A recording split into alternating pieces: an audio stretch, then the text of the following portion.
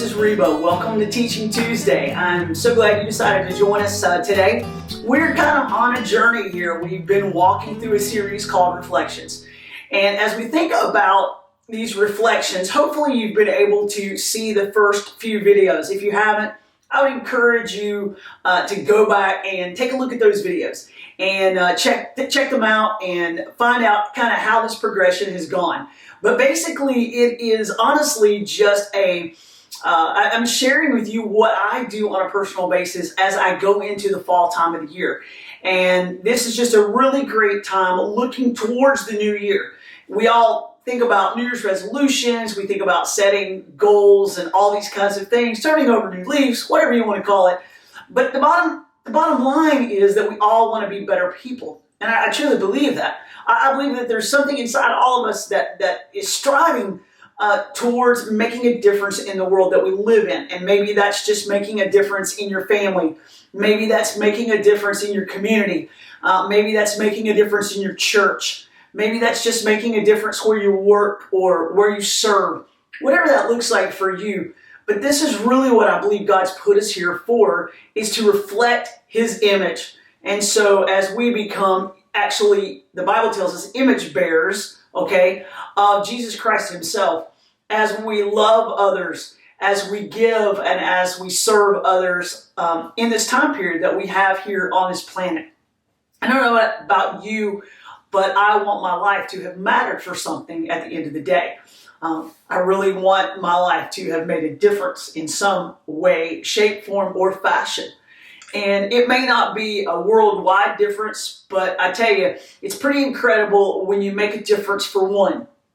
And you have no idea what the ripple effects of that will be as you impact one life who may in turn impact many.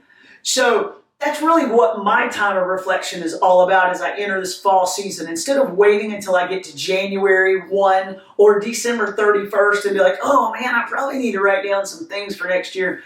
I try to reflect during the fall of the year. It's one of my favorite times of year anyway, so it's a really fun time to do it.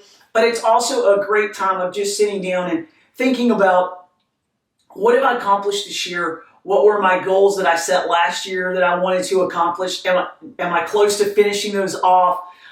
Did I set some bad goals that just didn't make any sense? Do I need to reevaluate? What are some actions in my life that I really want to change? What are some actions I really want to get better at or I want to keep? And so we've kind of walked through this, how we think, how we feel, how we act, and now we're getting into kind of the very end of this series. And it's typically how I will, after I've gone through this whole process of evaluating my own life over the last 9 months, and then to turn around and think about what I want to accomplish in the next 12 months. I want to now focus in, as I enter this Thanksgiving time and this Christmas season, with a grateful heart. And many of us, we talk about gratitude. We use words like Thanksgiving or gratitude.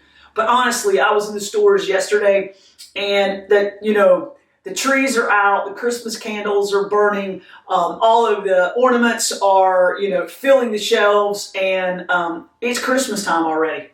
Now, it's really not. It's actually October. Okay, but the world that we live in is sending us a message. It's Christmas time. It's time for you to buy stuff. It's time for you to think about what you're going to get and what you're going to do. And there is a tug of war that plays at us as we try to fight that get to Christmas. Okay, and that's why I like to do two things during this season that really, really help me. One is I don't want to skip Thanksgiving, and really making that time a time of thankfulness in my own heart. And so here's what I would encourage you to do. Don't skip Thanksgiving this year. Okay? Now, I'm not talking about the turkey or the sweet potato pies or any of those other amazing things that you have maybe around your dinner table. What I am talking about is taking some time to write down things that you are grateful for, things that you're thankful for. Now, you say, really, this is kind of a silly exercise. I mean, I'm grateful, I'm thankful. Can't I just think about it in my mind? Why do I need to write it down? I can't explain to you what happens when you pull out a piece of paper and a pen, which I know is the old-fashioned way, But I honestly think there's some therapy in it. So I would encourage you maybe not to use your tablet this time, or your iPad or your iPhone or whatever. I would encourage you not to sit down with a keyboard, but to actually sit down with a pen or a pencil and a piece of paper and just begin to write down ways you've seen God's work in your life this year, things that you're grateful for. And a lot of times people say, well, where would I start?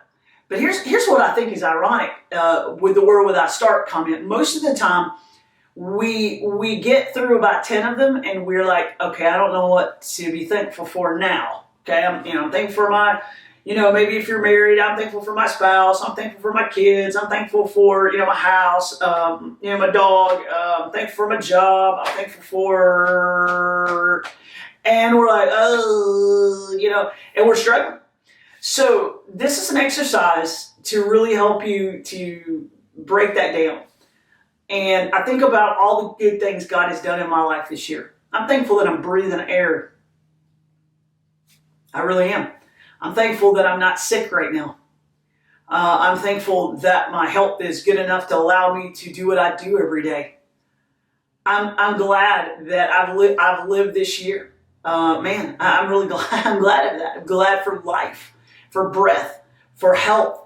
I'm glad for the strength God has given to overcome different things during my personal year. And maybe this would be a time where I would think about, man, God was good to me here. He gave me strength to do that. He gave me strength to do that. He gave me strength to do that. I'm thankful for the fall. I love the leaves changing, and I love sweater weather, and I love all the things that pumpkin spice and all the things that have to do with fall. I'm thankful for those things. I write them down. I'm thankful for, and you just begin to fill that blank in. You just and it really begin to expand that out. Now, I hope this is more than just a writing exercise, okay? Because this is not supposed to be a thing for to test out how good your handwriting is. What I really want you to do is do this with a grateful heart. So writing it is not the only thing you need to do, and that is when you write it, I would encourage you to make this a time of prayer. So as you sit down with your piece of paper and your pen, and as God brings things to mind, it's automatically going to be, I hope for you, a conversation. Lord, I'm so thankful for the breath you gave me this year. I'm thankful, Lord, that I'm breathing air. I'm thankful right now that I'm in good health. I'm grateful, Lord, for the strength you gave me for that or for this or for the other. Lord, I love fall. I'm thankful for those cool leaves out there and how you created creation and the amazing way that you designed this earth to be. I'm thankful for sweater weather. And Lord, I love my sweaters and I love sweatshirts and I love that whole cozy, perfect temperature kind of world. Not too cold, not too hot. Lord, thank you for that. And Lord, thank you for providing sweaters, and thank you for, you with me? And you just begin to be grateful and thankful for what God has done for you. Then I would take that a step further, and that is the ultimate things that God has done for you that maybe it's been a while since you thanked Him for them. When's the last time you thanked God for saving you? I don't know what your salvation story is, but we all have one. And man, wherever God brought you from and wherever He's put you now, what a moment to have gratitude. God, thank you. Thank you for your death on the cross, and thank you for what you did on Calvary for me. Thank you for laying down all of your holiness and coming into this sin-stained world. And God, thank you for the power that you laid down, and for this, there we go.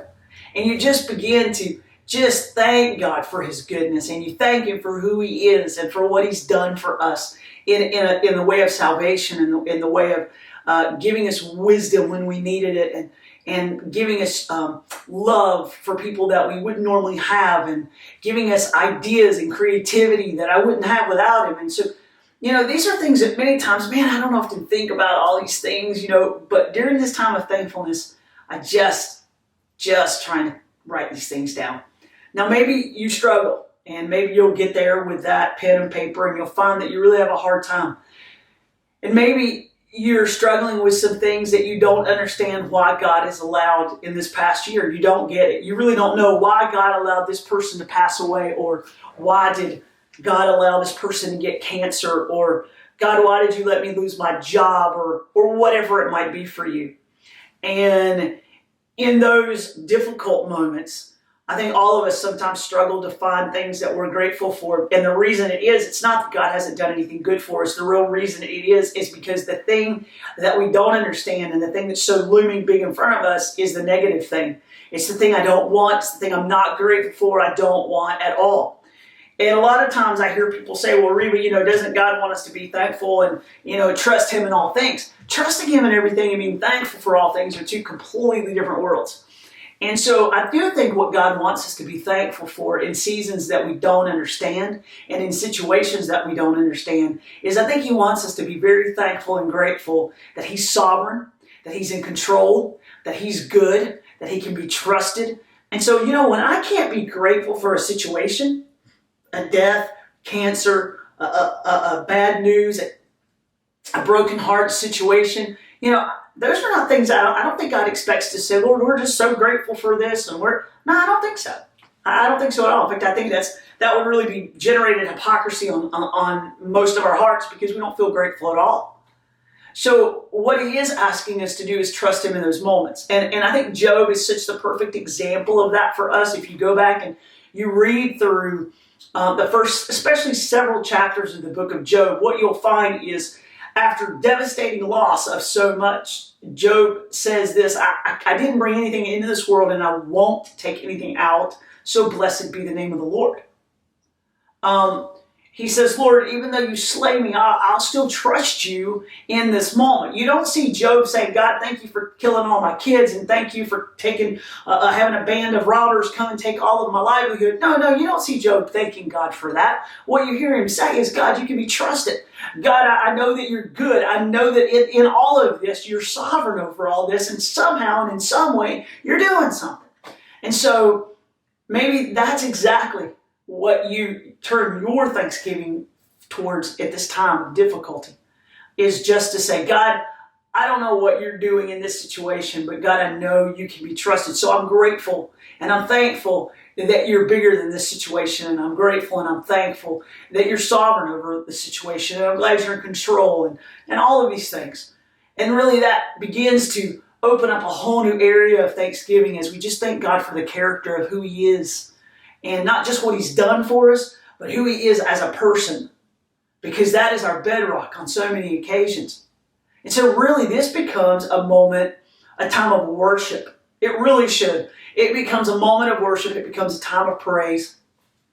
And many times as I'm going through this, I'll think of people that God has put in my life during the year that I am so thankful for, really grateful for. And I try. I don't always get it perfect, but I really try to sit down while I've got that pen in my hand, and I'll add a few note cards to my little package here. So I've got my piece of paper I'm writing my grateful list on, I've got my pen, and I've got a few note cards. And as God brings people to my mind, I just grab a note card. And if you don't have a note card and you can't afford to go get any note cards, hey look, just get a piece of paper. I don't really think it matters to them. But just writing out in a short little card, hey listen, I was thanking God for His goodness to me over the past year today, and I thought of you, whoever that is. And I just want to tell you I'm so thankful for you, and here's why. And share with them why you're grateful for them and why you're thankful for them. And fold that note up, stick it in an envelope, and stick it in the mail. It is an old-fashioned way of doing that. You say, oh, but I can write them an email. You could. And if you don't know their mailing address, please write them an email. Say, Reba, I can do a phone call. Absolutely, you could. And if they don't answer on the first time, don't forget it and abandon it. That's the reason. But most of us, we struggle sometimes sharing over the phone maybe, or maybe we struggle putting things into words. But when it's just us and it's alone, and we're sitting there with a pen and a note card, and we're in this attitude of praise and worship and gratitude to God, the words do come. And we can just begin to write those things down and send those things to people. And I can tell you, nothing makes somebody's day more than going to the mailbox, and between all of the flyers and all of the sales ads, all of a sudden there's a personal card that you open up, and it's something you weren't expecting at all. It's not your birthday. It's not any special reason, except somebody wants to let you know that they're grateful for you. It's pretty amazing thing. So I want to encourage you in this way. Say thank you to the people that God brings to your mind during those times when you're just having this attitude of gratitude with Him. And then, obviously you can't stay there forever. So what I would do is encourage you to lay that notebook or that little piece of paper somewhere to the side and keep that pen with it. And as God brings other things to your mind throughout the days and the weeks as we go into Thanksgiving and we move in that direction, I write them down. I just write them down and begin to say, God, I just want you to know how thankful I am for who you are, for what you've done in my life, for what you've given me, for what you've supplied me with, what you haven't given me, and grateful for holding back what I didn't need. That's another gratitude prayer we don't often pray. But just whatever God brings to your mind. And if you're really still struggling, you're like, Reba, man, I'm still struggling with this. Then I got a book that I want to recommend that you read. Besides the book of Job, which is a great one. Man, if you think you got it bad, it's a great way to start by reading the book of Job. But Ann Voskamp wrote a book several years ago called 1,000 Gifts. Now, I have to tell you, I love reading. And Ann's style is incredibly poetic and somewhat flowery at times. And I'm like, what? I don't know if I want to stick with this, but I want to tell you, I stuck with the book. And it was such a great book. Such a great book. If you haven't read it, I want to encourage you to read it. But it's Ann's story of the death of her sister. And having to actually watch that, and then her struggle with gratitude through the years after that, and how she found her way back to writing down 1,000 gifts that God had given her on a challenge by a friend. It's absolutely worth the read. So I would encourage you to grab that book and maybe read through that over the next few weeks as we lead up to Thanksgiving. And really just, start thinking about things. And I promise you, Anne will make you think about things to be thankful for that you have never thought of in your whole entire life. So I would encourage you to maybe to read that book. So here we are. We want to have a grateful heart. And so we're writing this list down and we're letting people know that we're grateful for them. And our praise and our heart is turning towards this Thanksgiving season. So let's don't forget Thanksgiving, okay? And let's have just a heart as we reflect. And that's something that I try to put into practice. And then when I roll into December 1st, we're going to talk about that in the last session, which is the next session. Talk a little bit about thinking about Advent and what it looks like to anticipate the coming of the birth of our Savior and anticipation of the celebration of Christmas. And that is the last piece of my puzzle that I put together in this time of reflection. And then I'm stepping into this new year and hopefully stepping into it in a way that I feel ready for it. I'm excited about it. I believe God's going to do good things because I've been thinking about what He's done for me in the past, and I know He's faithful. And even in the challenging places and in the difficult places, I'm like, God, I still know that you still answer prayer and that you can work in the days and the weeks ahead, even in these situations that are heavy on my heart at this time. So I hope this has been helpful for you today. Take some time between now and Thanksgiving and just spend it in a celebration of gratitude. Just a thankfulness and gratitude for what God has done. Give thanks unto the Lord, all ye lands. All right? And all us people need to be giving Him thanks because He's done a whole lot of good things for us. Even in one of the most bizarre years I have ever lived, God has still been good and He's been faithful. So take the time to do that. Man, we love having you here. We love having you join us. If you like what you're hearing here, just hit that subscribe button if you're on YouTube. Hit the follow button if you are on Facebook. And we would absolutely love to connect with you. We've got a Dare for More app. We also have a podcast, by the way, that I do with my really good friend, Allison Hale. It's called Rooted Deep. So if you're into podcasts, I would encourage you to go out to your podcast little shop and find Rooted Deep and subscribe to that. And I promise you, God wants to do some great things in your life as we step into this new year.